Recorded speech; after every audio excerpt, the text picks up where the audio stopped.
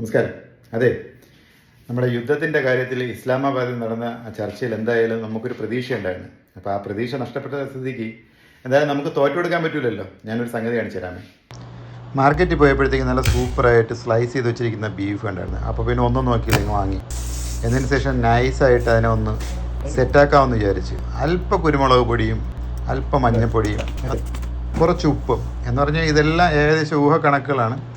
എന്നാലും പ്രശ്നം വരില്ലെന്ന് എനിക്ക് നല്ല ഉറപ്പുണ്ട്, കാരണം ഞാൻ മുന്നേയൊക്കെ ചെയ്തിട്ടുള്ളതുകൊണ്ട്. വെറും കുരുമുളകും മഞ്ഞൾപ്പൊടിയും ഉപ്പും മാത്രമേ ഉള്ളൂ, അല്ലാതെ വേറെ ഒരു പരിപാടി ഇതിനകത്തില്ല. അങ്ങനെ നന്നായിട്ടൊന്ന് മിക്സ് ചെയ്ത് സെറ്റാക്കി വെച്ച് കഴിഞ്ഞാൽ ഇതെന്താണെന്നറിയോ, അലൂമിനിയം ഫോയിൽ എന്ന് പറഞ്ഞാൽ മടിയന്മാർക്ക് ഏറ്റവും പറ്റിയൊരു സാധനമാണ് ഈ എയർ ഫ്രയർ. ഇതിൽ അടിയിൽ ഗ്രില്ലുണ്ട്, പക്ഷേ അതിനകത്ത് വെള്ളം ഇറങ്ങിപ്പോയാൽ പിന്നെ കഴുകണം, വൃത്തിയാക്കണം. ഇതൊക്കെ മടി വിചാരിച്ചിട്ടാണ് ഈ അലൂമിനിയം ഫോയിൽ വയ്ക്കുന്നത്.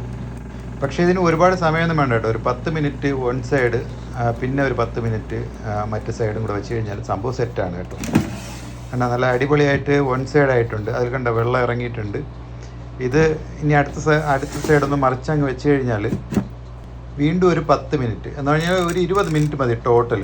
നല്ല നൈസായിട്ട് സെറ്റായി വരും. കാരണം എന്ന് പറഞ്ഞാൽ നൈസ് സ്ലൈസ് അല്ലേ, കണ്ട അടിപൊളിയായിട്ടുണ്ട്, സെറ്റാണ്. ഇനി ഇത് നോക്കിയിരിക്കാൻ പറ്റത്തില്ല കേട്ടോ. ഇത് ആ ഒരു സെറ്റപ്പിലാണ് ഇപ്പോൾ ഉള്ളത്. നമ്മളെ വീട്ടിലേക്ക് നാട്ടിലുള്ളവർക്കൊന്നും ഇത് പെട്ടെന്നൊന്നും പിടിക്കണമെന്നില്ല, കാരണം മസാലയൊന്നും അധികം ചേർത്തില്ല എന്നുള്ള ഒരു ഇതിൽ. പക്ഷേ സംഭവം സെറ്റാണ്.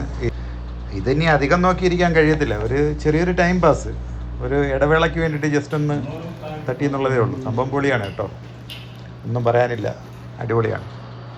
ആ കടിച്ച് വലിക്കുന്നത് പോലുള്ള അത്രയും വലിയ പ്രശ്നമൊന്നുമില്ല കേട്ടോ, നൈസാണ്.